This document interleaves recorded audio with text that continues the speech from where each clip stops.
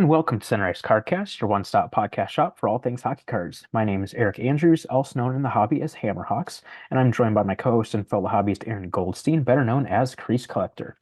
Now, I know we mentioned it last time, but we did want to start things off by officially congratulating our guy Marc-Andre Fleury on moving into second place on the NHL's all-time wins list recently. And as such, Aaron fittingly picked up a pretty cool Fleury card recently. So, Aaron, do you want to start things off for the episode by sharing about that card? If you follow the podcast for any length of time, you might already know that I'm chasing the Upper Deck and Piece of History Win Club cards. They've been released now for quite a while, but 22-23 SB Game Use had a couple new additions to that set. Marc-Andre Fleury being one of them with another 300 Win Club card out of 99. So I picked that up for the collection. Just an awesome card. Matches his Minnesota Wild jersey quite well, and just a solid addition to the set. So congrats, Marc-Andre, on 552 wins. It's just an amazing accomplishment. And I got this card recently kind of for my collection. So kind of fitting that, I received it around this time frame for this milestone. But yeah, just an amazing milestone to achieve. And not only that, but recently hit over 1,000 games as well. I mean, we're not going to see that ever again, with the way goalies are playing now, and platooning a lot if you're both really good, or if you have a 1A or 1B type scenario, just sort of backups playing more games, and sort of that load management type style we're seeing now, for NHL goalies. Yeah, we're not going to see 1,000 games played ever again, and let alone someone sticking around and playing as good to get over 550 wins. Just amazing. So, yeah, another legendary milestone for him, and huge congrats. Absolutely. So definitely another cool card for your collection. And I know that we had kind of mentioned this just in conversation. Kind of interesting that they decided to make another card of him for the set because he was featured previously, right?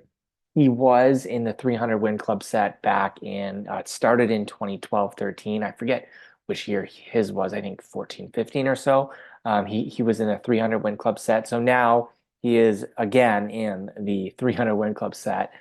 This one released in SB Game Use. So, I mean, if they're going to re-release the same players in the same set, give or take, at least update the number. Maybe go 500 win or something like that. Brodeur is also in this set as well in SB Game Use, and so he as well is in the 300 Win Club set, which he was already included in back in like 2013 or something like that. So a little weird that you have two 300 Win Club cards, both different colors. But anyway, so I kind of wish that Upper Deck kind of, if you want to re-release the same players, that's fine, but at least kind of update the stats a little bit. But, the cards look great, so I'm not going to complain too much. Yeah, for sure. I mean, hey, maybe they're just going for hoping that he gets to 600, so he'd be in the 300 win club twice. But That would be true. Very, very true. yeah, I don't know. I don't know if that'll happen. I don't know if he'll stick around quite long enough to pull that off. We shall see, though. So Probably not, but we'll see. yeah, but either way, a very cool card for your collection for sure. And I also recently added a cool card to my collection, and Aaron doesn't know what it is, as is, fairly often the case for things that I show off on the podcast. But the only hint that I gave him is that this card is thick. So I don't know. You've had some time to think about it. I don't know if you want to throw a guess out there or have any idea. Um, hmm. I'm gonna guess. I mean, I've seen a lot of them floating around lately. Maybe one of those game used glass cards. I mean, those are pretty cool. And I know they're really, really thick cards, just something unique. Yeah, that's gonna be my guess. I mean, they're really cool. That's a fair guess for sure. Before I show off what the card is, I will start off by at least showing you on camera. This is a standard decoy, so this is probably like 130 point thickness, somewhere around there. And here is said card. Yeah, that's crazy. That's like, what was that? Probably like six of those put together. That's crazy. Maybe five? That's unbelievable. Yeah. Huh, that's crazy. Like, what could that be? Well, it is time to reveal, and you guessed correctly. Hey, oh, cool. Okay, here we go. Kind of combining a little bit. So it is the Marc-Andre Fleury game used glass card. That is awesome from the the outdoor game there. That is so cool. Yeah, those cards are amazing. I've seen a few of them lately, and yeah, just wow, that is probably the thickest card I've ever seen, like ever, and it's never going to be beaten unless they throw an entire stadium worth of memorabilia pieces in a single card. I think that's probably it for thickest card ever. That is amazing.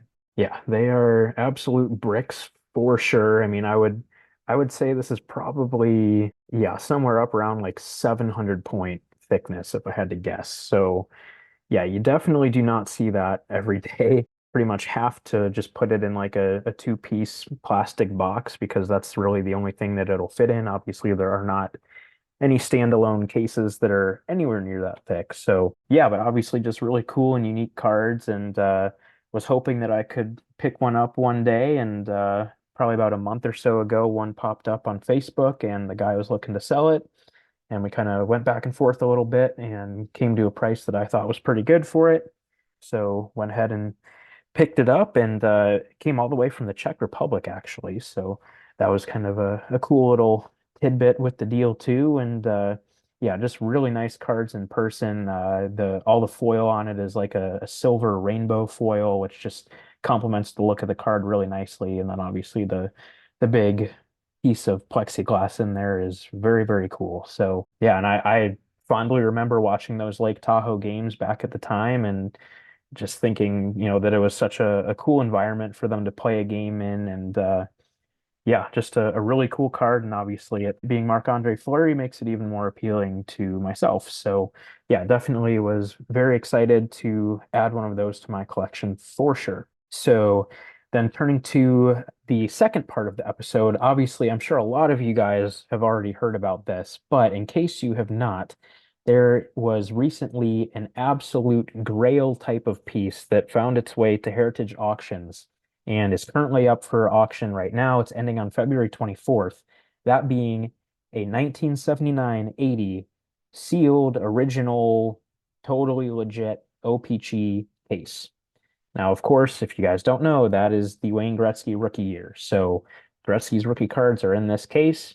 And this, I mean, like I said, that's like the holy grail type of thing for, a hockey card find. And the story behind it is really interesting. This guy up in Regina, Saskatchewan was just doing some cleaning in his house with his son and came across some of his old boxes of cards and collection of cards and everything.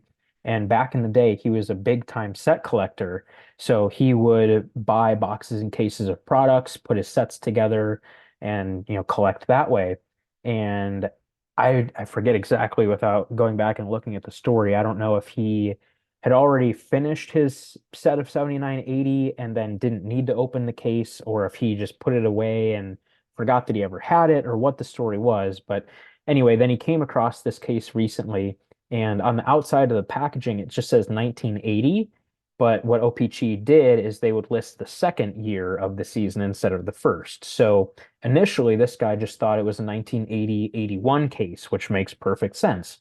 And I think someone was like, well, like you might want to look into that a little bit further because obviously there's a huge difference in value between 7980 and 8081. And the boxes for 8081 were blue and the boxes for 7980 were white. So he was like, okay, maybe I'll just pull back a little bit of the cardboard, take a peek. So he does that and immediately sees white cardboard boxes. So that immediately sets him off that, oh, this is actually 7980. This is a huge deal. So went through the process of getting the case authenticated with BBCE. I don't know if you guys are familiar with that, but they specialize in authenticating, vintage wax and stuff like that. So the case has been fully examined and authenticated by them, and it is up for auction with Heritage Auctions. Again, like I said, ending on February 24th. As of when we're recording this, which is February 8th, the bid is just over 2 million US dollars, including the buyer's premium. I think they initially estimated a $2 million price tag, so it's already reached that at this point. So it'll be really interesting to see what it ends up going for. But yeah, I mean, something like this is definitely a one of a kind type of item at this point in time. I mean, I will not be surprised if we never see one ever again. Of course, unless it's this exact same case. But yeah, finding another one is probably just not going to happen. So, I don't know about you, Aaron, but when I first heard about that, I was just like the coolest thing ever. It was the coolest thing ever. Like, I mean, first off, like, how do you forget you had that? But I guess that's fair. If there's 1980 written on the box, you pick up a lot of sets from every year. I mean, it makes sense. But oh man, like, what a find! Like, yeah, you'll never see anything like this again. I mean, just amazing. Like, what do you do? Like, you find this case. Like, how do you go about getting it authenticated? Like, do you pick it up? Do you drive it somewhere? Like I'd be too scared to do that. Like I would be if I found that, in my basement. I would just be like, hey, I'll fly you guys out here. You guys can authenticate it here, because just transporting the thing would make me really nervous, and just touching it would just, oh man, like what do you do? But I mean, that's if I'm, the person who finds it. What do I do, or what would you do, Eric or listener, if you were the buyer of this case? Would you open it? Would you hold on to it? I mean, usually with things like these, with high ticket items, usually, would be more for, investment value, and, sell it in a couple of years or something. But it would be really interesting. Like that's what, like people are saying like 27 Gretzky's or something could be in there. So that changes everything. I mean, was the collation, is it accurate? I mean, I think back then you're probably, going to get a lot more than less, I would assume, but who knows? I mean, 27 Gretzky's, like you grade all those, and I mean, what happens? I mean, could we be looking at more tens? I mean, I don't know. It would be really interesting question. Eric, if you were the buyer, would you open it or would you sell it again? Like, what would you do? Well, that is truly the multi-million dollar question, right? I think that's what everyone is kind of wondering, what's going to happen with this case, whoever ends up buying it, what's going to happen? And like you said, on average, if the collation was perfectly accurate throughout the case, you'd be looking at 27 copies of every card in the set. Now, of course, the collation isn't always perfect, and there might be a box where there's four of them in a box, and then the next one might only have one, and then the next might have three, and the next might not have one at all, and then one might have five. So there's no way of truly, on a box by box basis, really always meeting that. But I would like to think that over, the course of an entire case, that it would probably be somewhat close to average. I mean, maybe you don't do great and you only end up with 20 Gretzky rookies. Maybe you get really Still lucky and you, amazing. yeah, maybe you get really, really lucky and you get 30 or 35, but let's just say on average, you meet the average, you get 27 Gretzky rookie cards in the case. Now, of course, Amazing. yeah, yeah. I mean, that just even pulling one yourself would be such a thrill at this point. I mean, I can't imagine doing, that, just pulling one, let alone 27. I mean, that would be crazy. But of course, if you're doing this at right now, a $2 million price tag, it'll probably go higher. Maybe it ends, 2.5 or $3 million. Well, then of course you're going to be worried about getting your money back out of that. So, it's certainly an interesting conversation. And, people say, well, it's a, factory original sealed case. Of course, all the cards are going to be in perfect condition. And, of course, you're going to get probably at least a couple PSA 10s. Well, not necessarily for multiple reasons. I mean, one, there are only two copies that have been graded a PSA 10. And of course, there are plenty of sealed packs still out there that you can go out and buy right now, on eBay and stuff like that. So just the fact that it is an original sealed case and everything does not guarantee that all the cards are in perfect condition. You have to remember that back in that time, that the condition of cards, while still important, wasn't really the main thing that everybody was focused on, like how they are today. And especially too with just how cards were manufactured back then, it was a lot more difficult to get a perfect card. The printing process just wasn't as refined.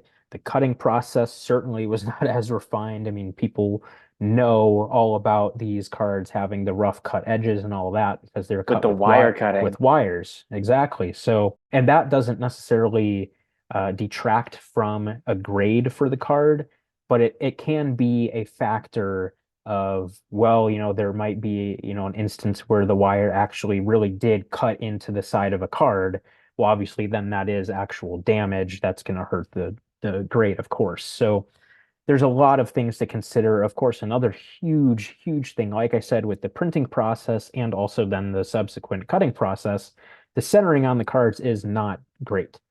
Obviously, that factors into the grade as well. So again, out of the thousands and thousands and thousands of copies of this card, only two have ever gotten a 10. So, yes, of course, the odds of a card from a sealed case getting a 10 are certainly higher than if you just find a Gretzky rookie in a stack of cards in a 5-row box or something, of course. But I still wouldn't say that's likely. So then let's just set the ceiling at your grade at a PSA 9.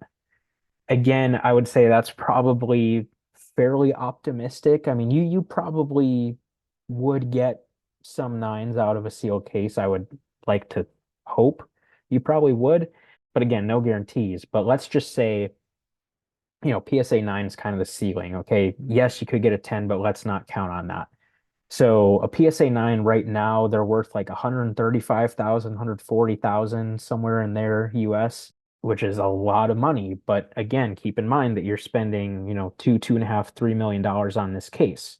So in order to do that, you let's say 2.5 million for the case.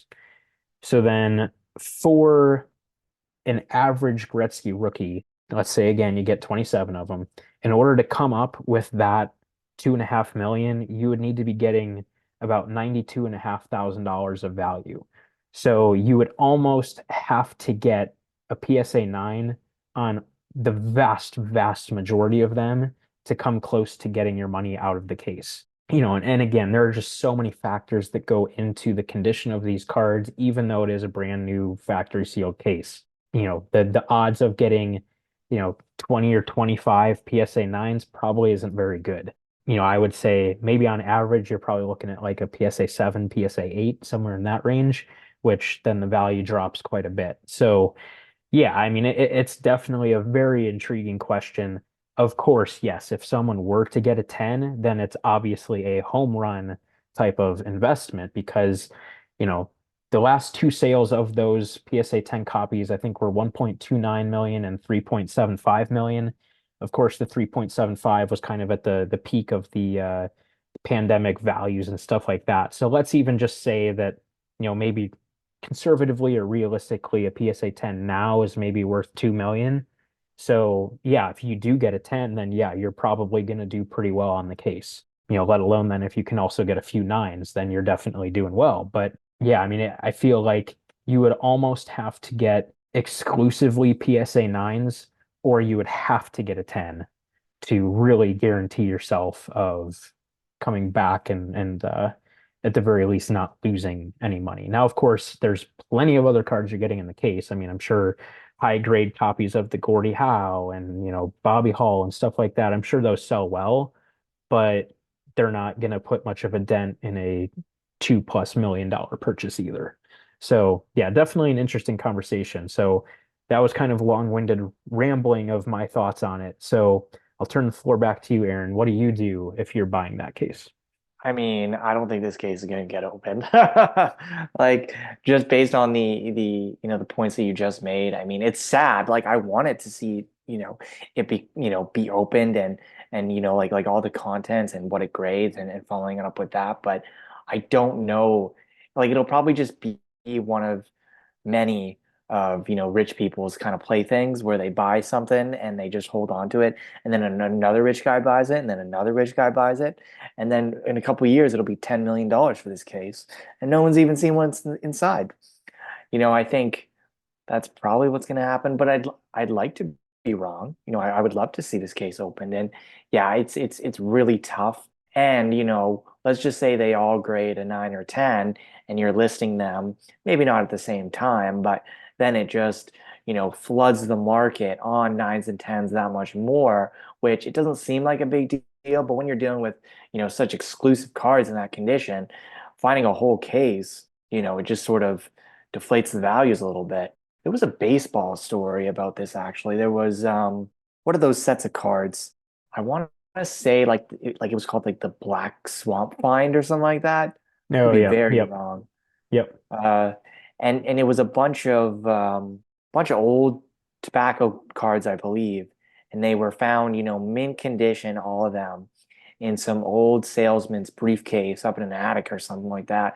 And so, on its own, it was an incredible find. I would encourage you to look it up. However, the sales for these cards was amazing, but not as much as people had thought at the time, just because having one or two in this condition, slowly being rolled out over time is one thing, but having a whole, briefcase full of these things, it kind of tanks the value a little bit on them because now there are so many up for sale. Still rare, but in the context of rare cards, there is a huge influx versus what was available a week ago as opposed to now. So that could happen here too. So we'll see what happens, but I want to think that someone's going to buy this thing and open it. And so I'm hopeful that that happens, but I'm not sure. But either way, an amazing find and a really cool story for the hobby. Yeah, absolutely. And that's a good point you made too. I mean, obviously if you opened it and you went to sell all of these at once, there's only so many people that are going to buy a Gretzky PSA 9, let alone a 10. So then if, you're trying to sell, whatever, 5 or 10 PSA 9s all at the same time, yeah, it's probably going to hurt the value because, well, how many people are going to buy multiple copies of that at the same time? I mean, not very many. So, yeah, that's a really good point for sure. And yeah, obviously, I mean, like with the PSA 10 right now, there's only two of them. Well, suppose you got extremely lucky with this case and you somehow got three, four, five of them. Well, now you're whatever tripling the population of the card. So yeah, again, that's also gonna factor into the value for sure. So yeah, it's gonna be very, very fun to see what ends up happening. And yeah, I would love to see that case opened one day. I've even heard people joking about like, oh, we should, someone should buy it and then do a group break with it or something, which would be absolutely bonkers. But That'd be um, insane. Watch some influencer do that though. It's possible. You never know. yeah, I mean, we have seen some crazy things in this so-called hobby. So we'll see. I mean, yeah, it would definitely be fun to see a video of a break like that, but at the same time, with it being truly a one-of-a-kind type of Holy Grail piece, I think it's also more than justifiable to just leave it as it is and understand that the value really is kind of in the scarcity of what it is at this point. So, but yeah, obviously that has been just massive hobby news in the hockey card hobby of late. So definitely wanted to touch on that for a little bit. Just an incredible, incredible find, and yeah, going to be really, really fun to see what it ends up selling for, and hopefully we'll end up hearing what happens with it, or maybe the buyer will anonymously release some kind of a statement through Heritage, saying what their intentions are, or who knows, we'll see. But yeah, obviously a huge story in the hobby right now. So just wanted to touch on that. So then turning to the main part of the episode, the main topic. This is something kind of just fun and different that I thought of recently, and we just thought it would make for a nice topic to talk about on the podcast. So I will pose the overarching question that fuels this topic, that being, does photography matter? Do the photos on cards matter? Do they make a difference? Do they affect the value or desirability of a card? And I think to just give a very, very bare bone answer to that, I would say that it depends, which of course, that kind of makes sense, but why that is the answer is what we're going to spend some time talking about. So let's just jump on into this. There's a lot of different things to talk about here. This first thing is something that you brought up, Aaron, that being, does the card photography make a difference to you when acquiring a card or not, and what some of the things are that kind of factor into that. So since this was a topic that you put on the outline, I'll let you kick it off with your thoughts about that. Definitely. I think, yeah, I mean, it depends is a really good answer, because it really does depend. I mean, I think we can both kind of, and those listening kind of relate to this a little bit, as player collectors, you kind of want with that completionist sort of attitude, you kind of want every single card you can of your PC player.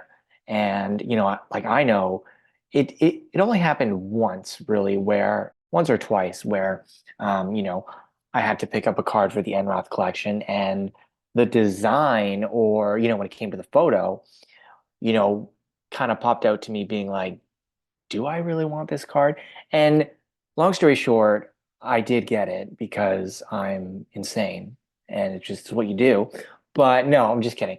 But in the end, I do have an appreciation for those cards and I did enjoy doing it. But, that first glance of seeing it on, the checklist being like, oh, he's in that sort of set. Like, I wonder how this is going to go.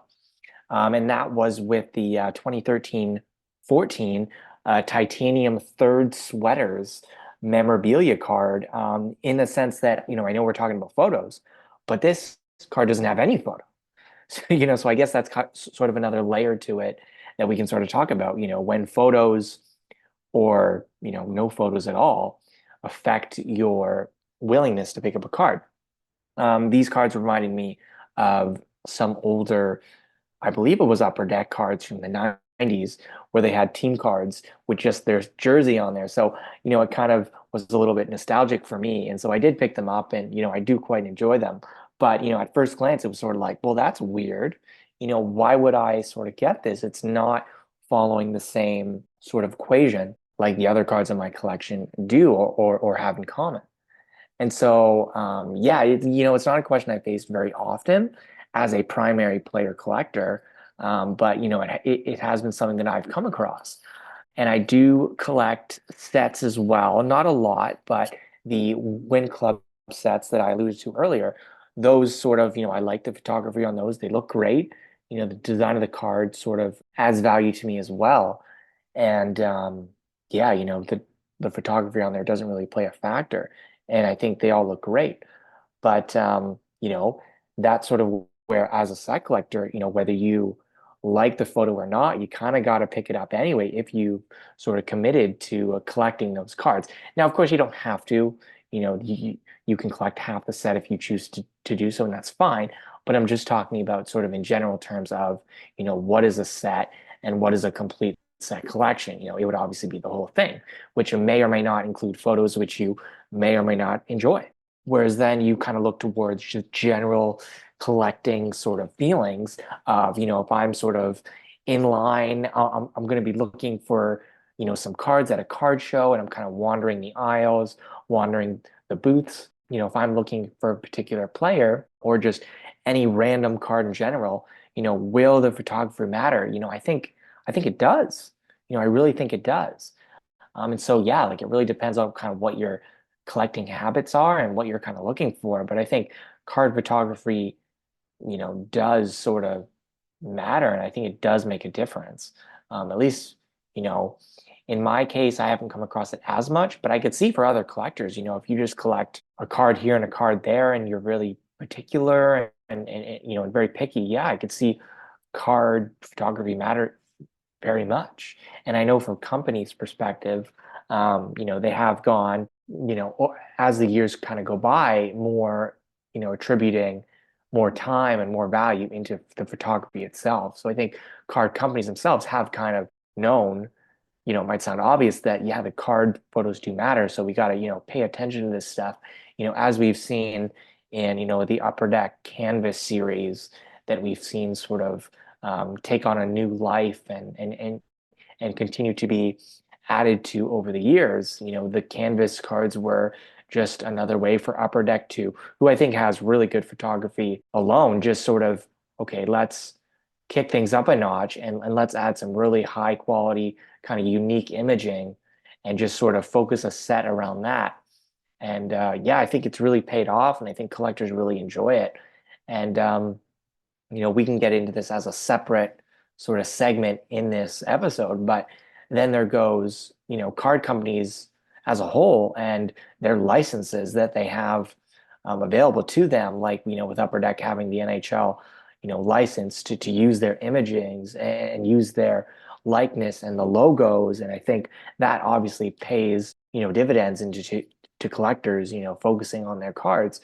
Whereas say, you know, older in the game, with the mask airbrushing because they couldn't use the NHL logos, or with Leaf now, not being able to use some players' likeness at all, or if they are able to, they have to airbrush out the logo, which some people will flat out refuse to pick up, no matter how nice, when talking about the memorabilia or the player on it in general, or the pairing, which has some legendary pairings, and not to mention, the vintage memorabilia.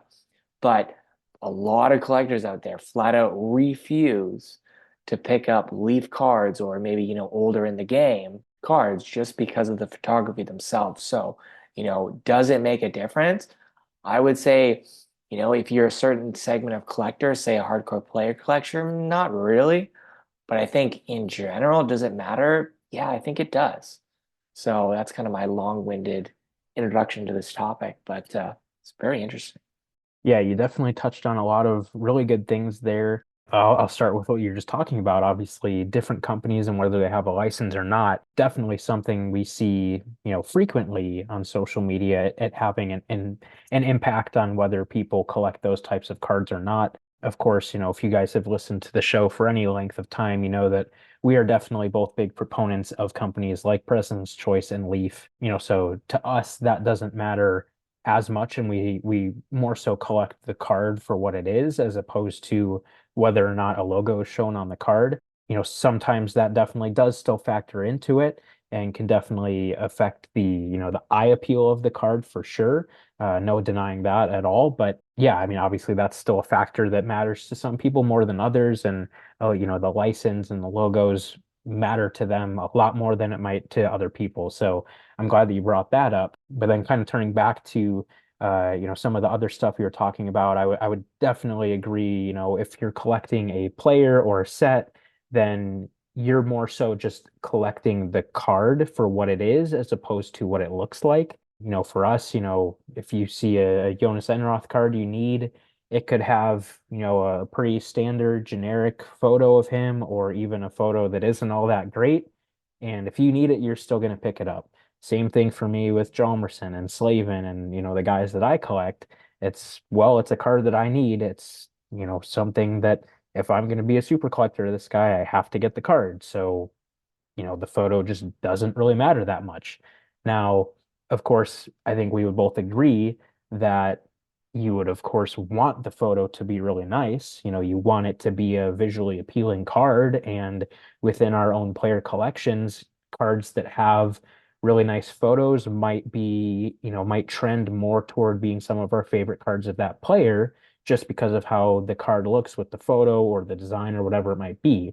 So that's definitely a factor too. But I like what you said about, for kind of those more random types of cards. I think your example of if you're walking around at a show is a really good example. I know for me at this past national, there was one booth that just had a ton of cheap inserts from, some recent sets. And I came across a few Marc-Andre Fleury cards, and I know, I very distinctly remember there was a Upper Deck Instant Impressions insert and a UD Canvas insert from the same product from 22-23. And the photo on the UD Canvas is just a really, really nice photo of him with a big smile through his mask. And that just immediately spoke to me as opposed to the Instant Impressions card kind of just having a fairly generic action photo from a game. Not that there's anything wrong with that, but it just doesn't speak to you as much as, a really nice close-up of him smiling through his mask. So, that in and of itself made the decision for me of which card I was going to buy. Neither of those are must-have cards for my collection, but, I was saying, hey, here are some cheap flurry cards, I might as well pick up a couple. And this one looks awesome with this photo. So that's the one I'm going with. They're the same price, comparable types of cards, but the photo just totally made the difference for which one I was going to buy. So, yeah, I definitely think that for, some of those more random cards, it definitely can make a pretty big impact on your decision making there for sure. Plenty of other examples as well, but, kind of what initially made me think of this topic was knowing that Connor Bedard's Young Gun is going to be coming out in Upper Deck Series 2 in the pretty near future, probably within the next few weeks, if all goes as planned. So, and then kind of thinking about, well, what's the picture going to be like? What's the finished product card going to look like? And is it going to be, I don't know if you feel the same way, Aaron, but to me, I always picture the Sidney Crosby Young Gun, the Connor McDavid Young Gun, It's and iconic. the Austin Matthews Young Gun as just like iconic looking cards because the photos just kind of give off this like epic aura about the card and it just feels different. Not that they're the most like exciting images or anything, but just like the pose and the looks on their face, it just creates this really kind of like epic aura. It makes the card feel special. I mean, obviously they're special for what they are, the McDavid Young Gun, it was going to be a huge card regardless of the photo that was used. But still, that photo that was used just kind of sets the tone for the card. And, I really hope that the Bedard Young Gun follows suit and that it has kind of a similar type of photo that just creates that special aura about the card and really makes it feel special. So, but at the same time, like I was saying, I don't know that the photos on those cards really affects the value or desirability of the card. I mean, like I said, a McDavid Young Gun would be the same, people would want to collect it as much and it would be valued the same if it was that photo or, a more, less interesting photo, whatever it might be. So I know we don't talk about values a ton on the show just because that's not, to us, the biggest thing about the hobby. I mean, it's a hobby. We like collecting cards because we enjoy it, not because we're focused on the monetary element. Not that it's not important. It's a factor, but it's not what the hobby is about to us. So that's why we just don't talk about values a whole lot. But I do think it factors into this conversation in a few ways. Like I just said, I don't know that the photo on a Young Gun necessarily impacts the value because people are more just collecting what the card is. And I think about some Young Guns that have really, really cool photos. The Ryan Nugent Hopkins Young Gun, where it's his first goal celebration. And I think the Jack Eichel Young Gun is the same thing, getting a cool goal celebration. Obviously, those are really nice photos, really cool moments, significant moment for those players, but the photo doesn't really impact the value of the card. It's just that's their Young Gun. It's a desirable card because it's their Young Gun. And then on the flip side, you have examples of Young Gun photos that are not people didn't like them much, we'll put it that way. Probably the biggest one of, in recent memory being the Alexei Lafreniere photo that was I from had that in a there on my list. yeah, Very controversial, kind of that love, hate, more hate, I guess some people would say. Like, I don't mind it.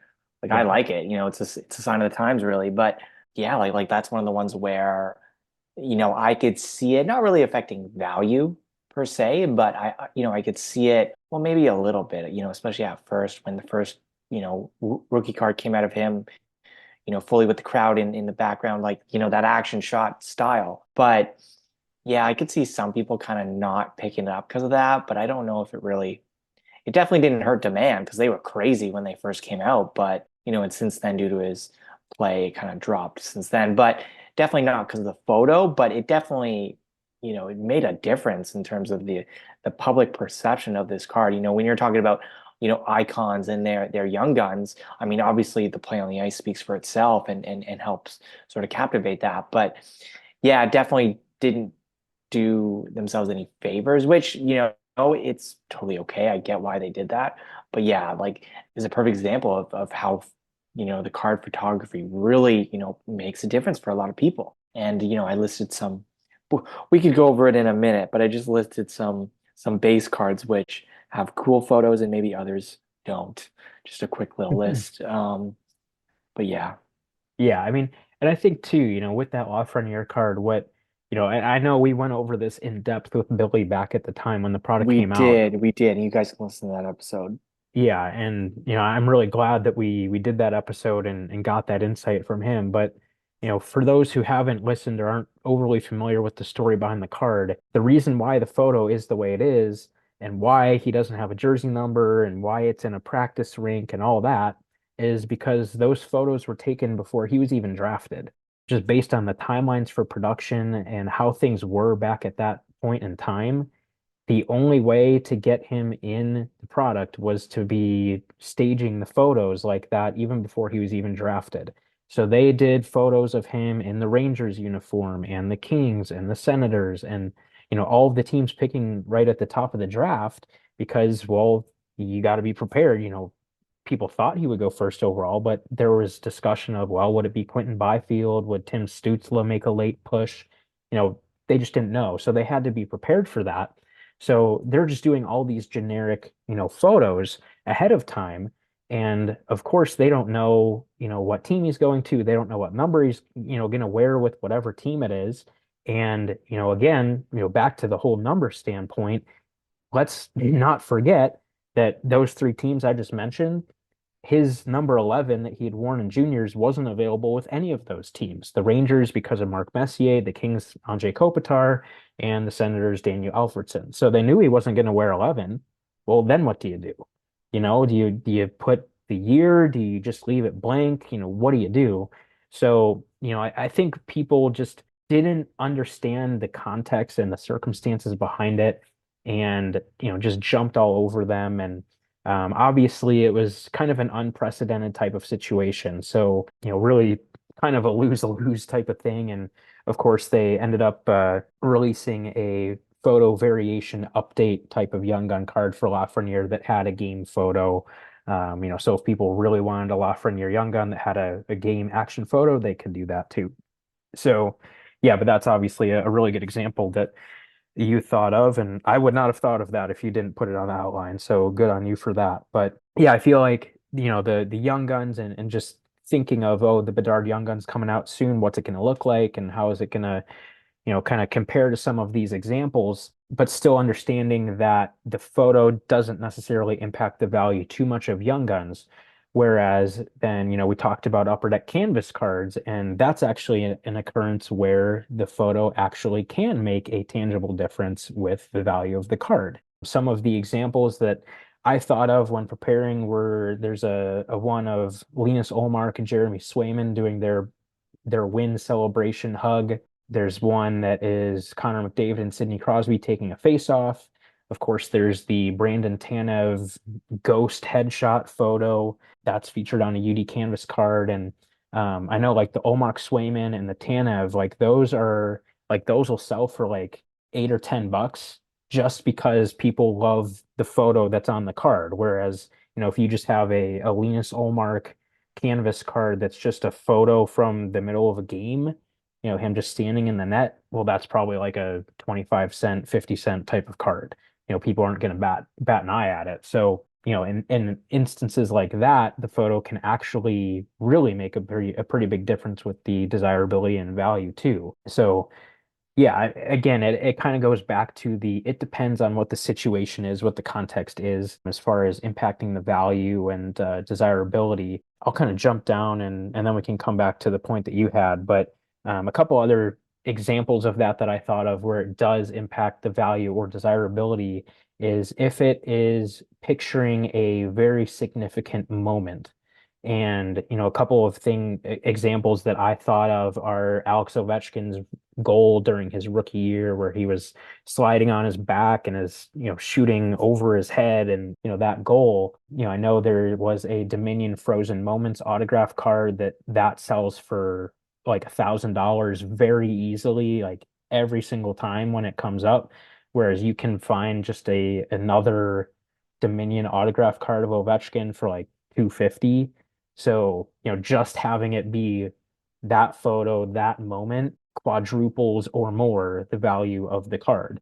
Obviously, it's a booklet card and there's a little bit more to it, but just for what the card is not four times the value compared to a different Dominion autograph. So that's a really good example of, the value being affected and desirability. And then another one I think of too is, the Bobby Orr Stanley Cup winning goal. I know I had a conversation recently with our buddy Kurt Johnson about some of those types of cards, and he was having trade conversations with somebody debating which Bobby Orr card to get from somebody. And one was an Orr Splendor auto where he was featured with the Blackhawks. It had a nice inscription, with the autograph and everything. It's like a very nice card. It's low numbered, obviously an iconic product, and had a lot going for it. And then the other card was a Chronology Canvas auto that was, a photo from that Stanley Cup winning goal in that moment. And, even though the card wasn't as rare as the Splendor card, not as high end of a product, all those things, just because it shows that iconic moment of history, to me, that's the more desirable, more interesting card, just because it shows such a unique moment in history and you can immediately identify what that is and know that it's significant. So, that's kind of just another example that came to my mind. I don't know if there's anything you want to unpack further there, Aaron, and if not, feel free to turn back to the base cards that you were alluding to earlier. For sure. I mean, I'm just pulling up the chronology auto there, the timeless memories kind of canvas kind of photo there. Really, really cool. I mean, it's just so iconic, that image right there. So amazing. I'm sure on social we're going to share sort of our best and worst sort of, card photos, and I think this will fall into one of those categories very, very well. Yeah, I just sort of pulled up just for fun. I believe it was, I want to say 04, 05. Maybe it was 03, 04, but Upper Deck had some really cool shots, like one of them being Jose Theodore there with the, iconic, you can see his breath, at the Winter Classic there. Yep. Oh, three Um, oh four Upper Deck. Yep. yeah, really, really cool image there. Same thing with Ed Belfour in the set where he's sort of stretching and looking back into the net cam. Just really, really cool stuff. And then sort of turning, our little card time machine backwards. You have Upper Deck 91, 92, and you see Pavel Bury at the beach chilling in some rollerblades. So I think Classic. classic, classic 90s stuff right there. There was also old, I believe it was 95, Olaf Kolzing, the pinnacle shot there of him eating a hot dog on the bench. And then the mustard spells out Olaf on the hot dog and he's sitting there smiling at the camera. So, I mean, I think I saw on eBay, like those cards will sell for like, $4 or $5 a pop, even though they're not really worth that much. But I mean, I guess for some people they are, and that's fair. They're cool cards. And, I've seen people try and collect that rainbow or signed copies, whatever it is, because it's so fun. And yeah, like that's a thing right there where yeah, like it's totally cringy kind of 90s, but you know what? It's fun and people really like it. So I can definitely see, like I was gonna say best and worst, but more worse, when looking back at the 90s. But there's some cool cards in there too, I'm sure, and the effects that they have on their cards too, the technology. But you'll definitely find some winners, but there's definitely some that don't uh, don't hold up as good. And another example there is the Be a Player Golf back in the day. I believe there's a couple golf cards out there, and just didn't really. Maybe at the time they were cool. I mean, I'm not sure back then, but I'm sure at the time they were different. But it definitely hasn't really stood the test of time. But yeah, kind of unfortunate there. But hey, you know what? You're trying something new, and that's always fun, right? So, and then there's another card here I kind of pulled up. When talking about the canvas, I'm not sure what year it was, but it was quite recent, where you have Wayne Gretzky sort of saluting the crowd on his last game. I mean, you know, normally you want to have some cool, sort of tough, action shot, but this is just sort of like a somber moment. Like I remember watching this with my dad, and just yeah, just I think everyone kind of, if you've been a hockey fan long enough, those were definitely, a where were you when kind of moment, and sort of have that sort of encapsulated on a card. It's been done a couple times, but the Upper Deck Canvas series does it so, so well. And that's another really good example there. Speaking of the canvas as well, my new best friend, Dustin Wolf, his canvas Young Gun cards of him kind of doing the splits, sort of chilling in the crease, just such a cool card. As soon as I saw the photo of that, usually I'm a Young Gun and done type of guy, but as soon as I saw that photo, I'm like, man, I gotta get his canvas Young Guns as well, just because of the photo. And this is sort of something we didn't really talk about as well. Well, we kind of did, but I guess sort of the licensed and unlicensed aspect of it, where, older in the game might have had these really cool, nameplate cards or one-of-one patch cards, but unfortunately for some players, they weren't able to show the photo. And then so you have instances of that where, say you go to an upper deck where they have, say, a mega patch and they have some great, piece of memorabilia, but they do have a small little photo there. And I think for some collectors, you'll find them thinking, yeah, the memorabilia is cool, but I want the one with the photo.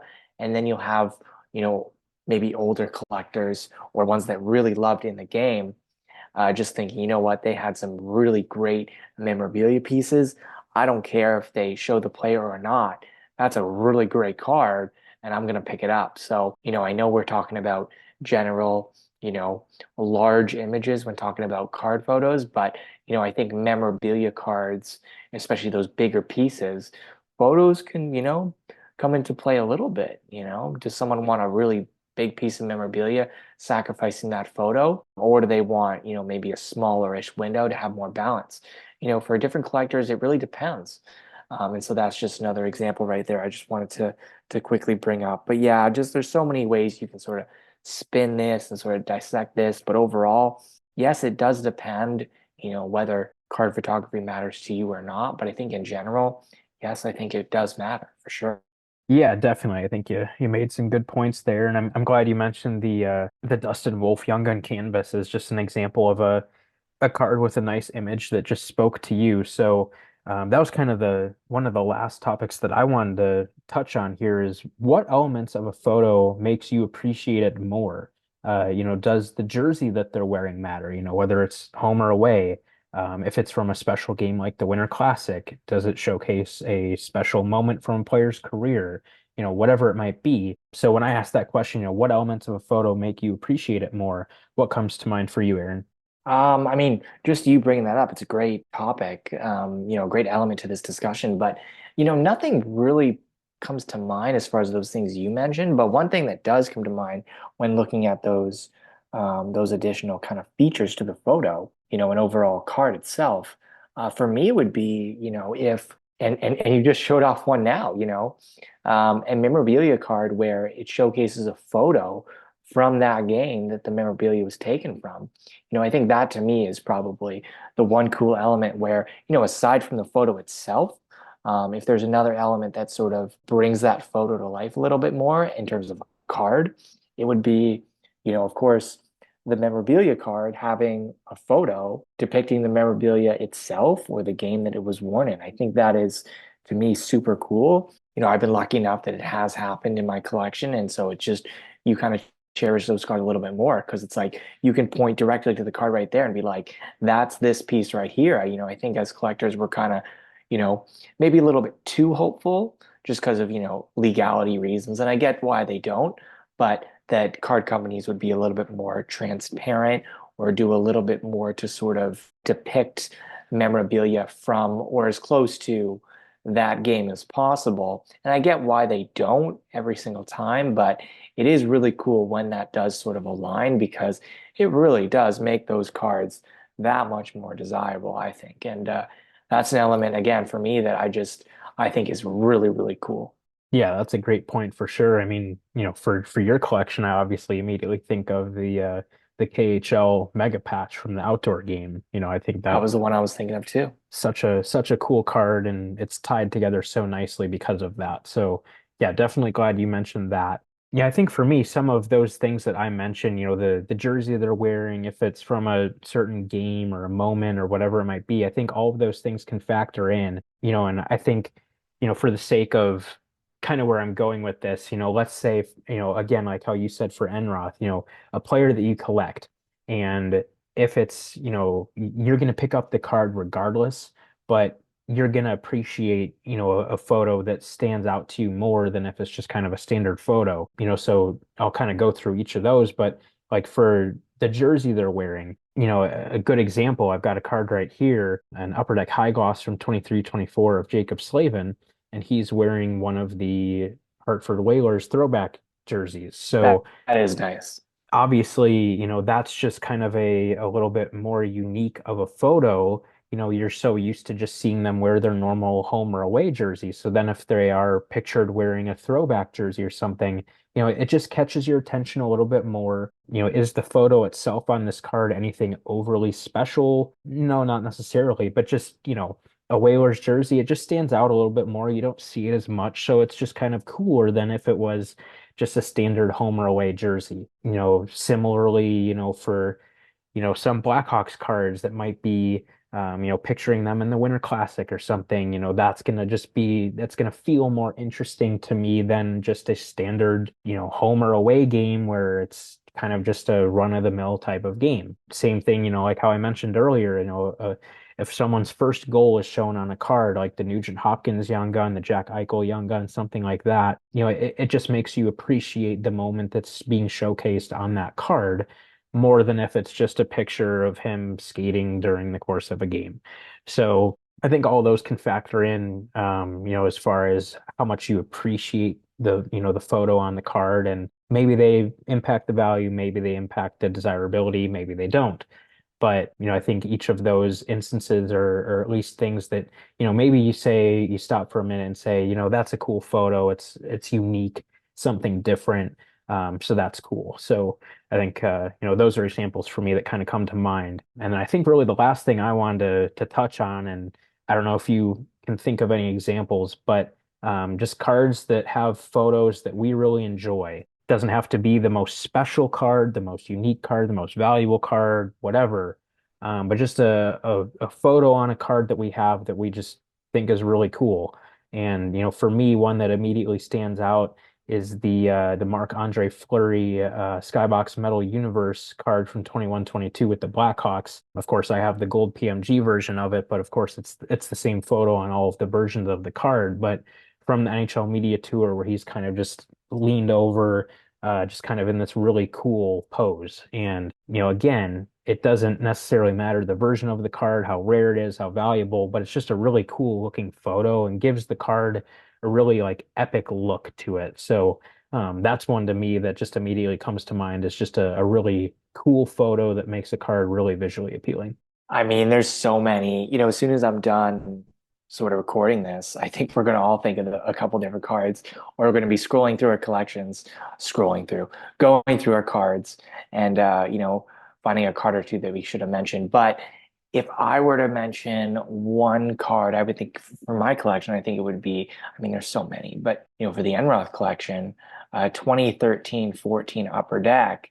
It's a horizontal card, which I know traditionally people don't really like, but he's making this really cool, stretch glove save, and it captured the moment perfectly. It's such a good photo, and yeah, it was a great photo, and I believe he made that glove save in overtime, and they ended up winning in overtime or something, and it was just overall just an amazing shot. And I think as a goalie, it makes it really, really cool. But yeah, and then aside from that, any sort of, old like in the game masked men shot, I really like the masked cards. But yeah, I think if I were to choose one though, I think it would be that 2013-14 Upper Deck base card. Like nothing special, but it's a base card with a photo, but the photo just makes it that much more cooler as opposed to, any other regular base card.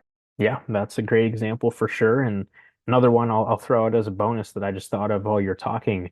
And we talked about this card recently. I think even on the last episode it was, but Connor Bedard's game dated moment where he scored the overtime goal against the Jets, where he's doing the Vince Carter "It's over" celebration. So that's obviously another really memorable moment, and is obviously captured really nicely on that card too. Of So course, of course. That probably inspired you to start this episode. I mean, like I remember when you picked that one up and you specifically mentioned the photo itself and how you just, you really enjoy it. So I think that definitely sparked something, as far as this episode goes, for sure. But yeah, just card photography is awesome, and it's encapsulated in such a small way on these cards, and then we get to collect a bunch of them. So I think that's part of the reason why we enjoy it. absolutely. Yeah, that's a good way to wrap up the conversation, at least for now.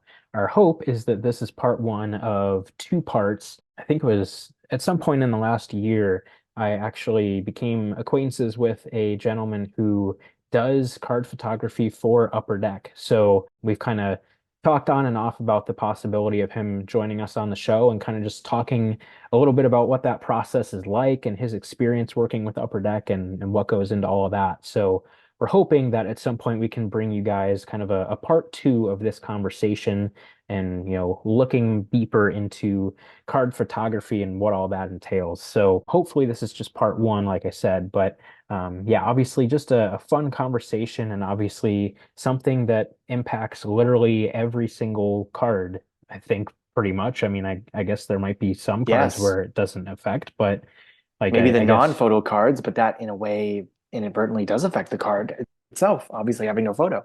So true, yeah, that would make sense.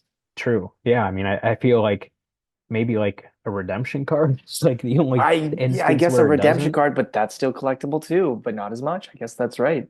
But then obviously the card that you're actually getting from the redemption would have a photo. So Maybe. yeah, I mean it pretty much impacts just about every single card that you can think of. So yeah, obviously a very relevant and timeless topic, I would say, and definitely something fun to think about and talk about and unpack. So hopefully you guys enjoyed that. And obviously if you guys have any thoughts about card photography or you have cards that have really cool photos or whatever it might be, definitely do not hesitate to reach out and share that stuff with us on social media. We love seeing stuff like that and hearing stories and stuff like that from you guys as well. So please be sure to do that.